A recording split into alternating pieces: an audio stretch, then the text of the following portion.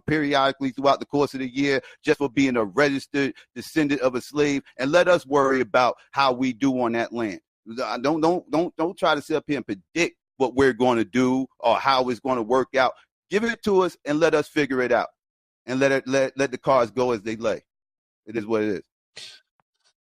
Well, I'm all for African and African-American self-determination. So the idea of having you in a place and you do what you want with it, I'm absolutely with you there. That being said, on the question of reparation, I cannot help myself but think that you are trying to fix injustices by committing more injustices.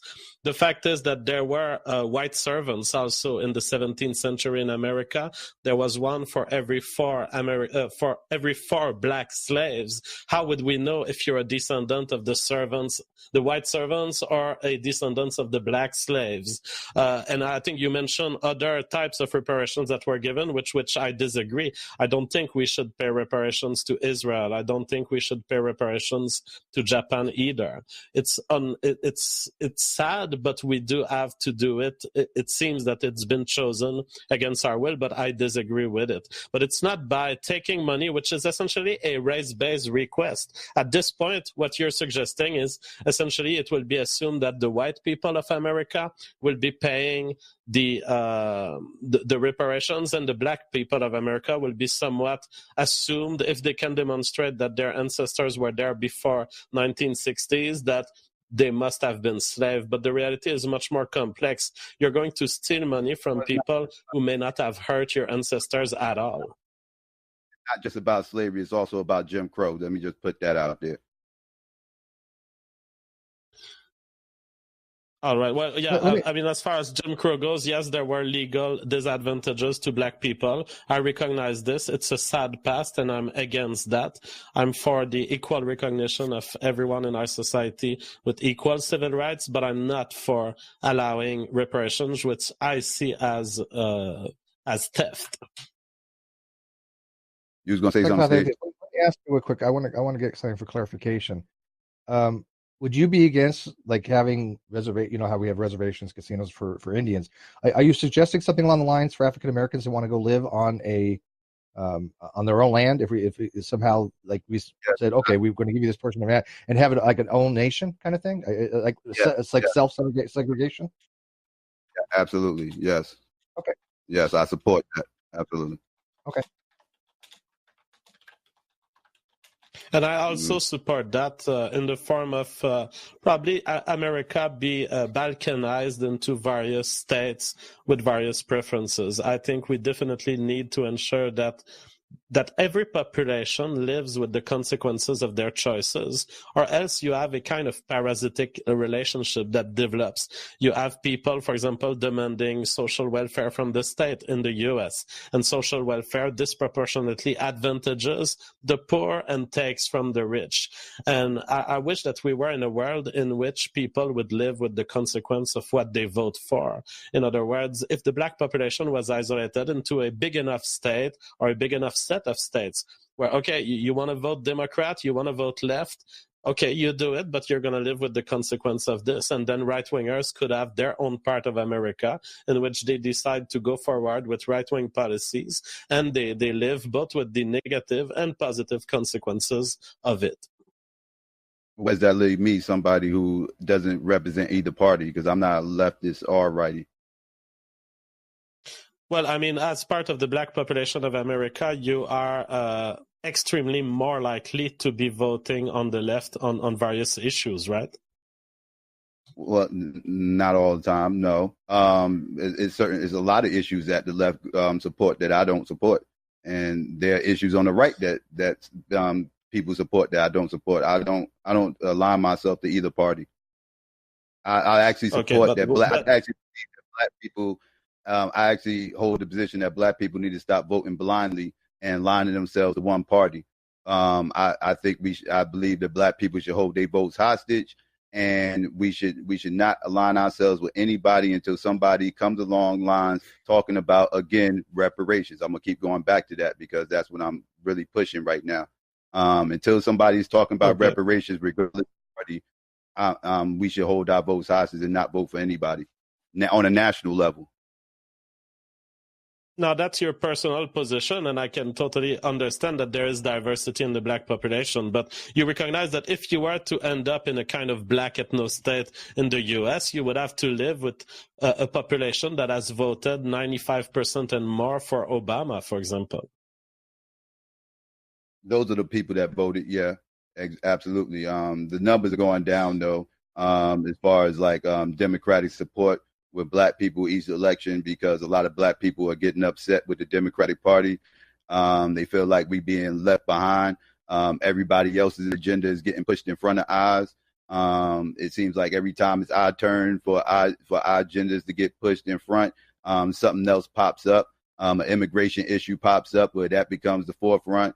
A gay law or something that wants to be passed over all of a sudden becomes the primary thing. All of a sudden, some women are going through something and feminism becomes the primary issue. We always tend to get pushed to the back burner.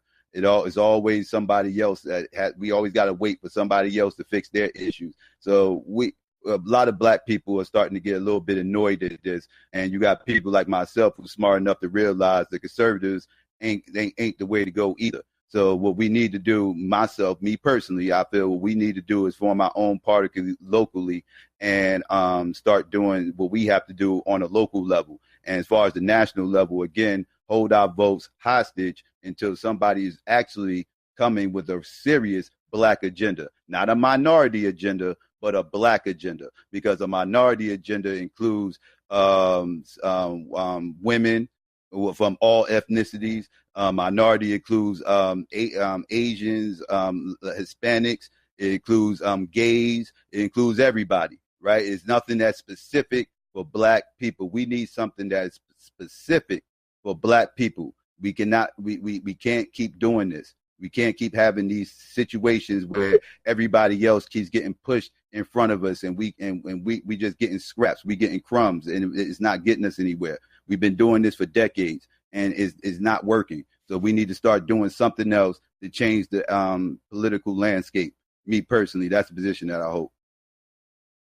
That's poetry to my ear. I've been even called a black nationalist by my audience. Yeah, I fully agree with you. The black population of the U.S. was used by other parts of the left to advance the whole minority agenda, including things that don't relate to the black population at all, including LGBT rights and homosexuals, which is all bunched together under minority rights and minority civil rights. And there is a fight for civil rights that was legitimate. It was the one of black people and to some extent the one of gay people for right to marriage simply. But then we are faced with people who want to claim more civil rights, which are essentially claims for inequality in modern society, and they often do it on the back of the black population. And I fully stand with your goal there. I hope that you can develop a political option for black people where they don't get used as a tool against the right wing. Well, yeah, and I don't want the right wing to start trying to use us as a tool against the left either. You know, because again, that's why I don't want us aligning ourselves to either party, because I understand it's a chess game, and I understand we are pawns in this chess game. I'd rather us become a more powerful piece than a pawn on this chessboard, and we're not going to do that by just blindly going to the polls every time we go to the ballot and just going straight down the line, all left. We just been programmed to do that. And you got people like myself that's trying to get our people more politically literate, so we can understand what's going on and actually start pushing for real things to happen. Because at this pace, we're just going to things ain't going to be too much better in 50 years. And I wanted to be a situation where I already know it's not going to happen in my lifetime, but I would like for my great grandkids to have a better life than me and my predecessors had. That's just me personally. But I would like to get things in motion. That's just me.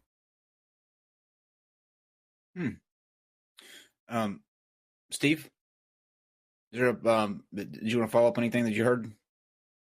Well, I'm kind of. It's interesting to me that both of you are actually seemingly advocating for kind of ethno state, but for different reasons, but ideologically on the same page. Can you kind of dive into that? Because it's hard for me as an outsider, no offense, to kind of wrap my head around this, right? I'm not black, so I'm not somebody who has a dog in that fight, right? I don't think that you're not, Steve. That we should. Are you sure? What's that? You're not black? No, yeah, and surprising. I'm probably the whitest of white people. Unfortunately, I need to work on my tan. Do you have your 23andMe test? No, you know what? We were going to do that actually, and one of the questions I'm going to ask you was in regards to this actually. Because Kyle and I were actually. Go ahead, Kyle. A representative is coming on the show, it's probably going to be 6 weeks, but we're going to take the tests, and then a representative from MyHeritage is going to come on to the show and go through our results with us live on the show. So they'll actually walk us through like which parts that we originated from. Yeah. Nice. So I was going to ask my results. So Jeff, when it comes to the genetics, how do we make these determinations? I'm not a race realist, you are, but how do we go about defining what somebody is if they're a black person? Now, again, we all know about the one drop rule, but genetically, I don't know if that's has any significance. Well, the point with genetic distinctions is that they are kind of arbitrary, but they are there. They are facts of the world that are spread across continuum. Just like, think about the distinction between red and blue and yellow in your paint icon, where you can select all colors between red and blue. Where is it that we decide that it starts being red, and where is it that we decide it starts being blue? The same is true of genetics. And so what I point out in my video, What is White, is it can be anything. It depends on what is your political project with the distinction you're trying to do. Is it white enough to be in Sweden, for example, and to have 100% Nordic genes? Well, yes, I feel that I'm pretty much part of this nuclei, having French and German genes. Then we progress. We go to Greece. A lot of people, because this is the country where my identification starts separating, and where I say I don't feel that I'm part of the genetic nuclei of humanity that Greece is in. And they have a lot of mixing events with Turks. And then we advance toward the Middle East, and it's still people with white skin largely. They have a slightly browner skin, but genetically they are completely different. Similarly for Russians, for example, they have a Slav population that has identifiable genes that are distinguished from the white Western Europeans and Nordic Europeans. And what I say is, the line where you want to put it and where you identify, it's all yours. It's all you decide what do you identify with. And it all depends on what you want to do with the information. Are you looking for dating choices? Are you looking to date within your own race? Or are you looking to build a nation? And then it will depend on what you want to do with the information and who you are and who you feel you are. Well, let me ask you about dating, like in the races. I've always thought that was kind of an odd thing. Like, for example, I don't think that should be even a factor. People are attracted to who they're attracted to. If I find a woman who's black attractive, I have no qualm dating them, right? I don't understand how race needs to be part of our mating, unless you're saying there's some kind of actual genetic reasons why would we prefer to date somebody of our, quote, same race as opposed to some other race. Is there any genetic reasons for that? Because again, I find that the people date people because of who they are, not because of their skin color. I have both statistical reasons and I have personal reasons to give you. Personally, I was just like you. When I was young, I was married for 3 or 4 years to a black woman.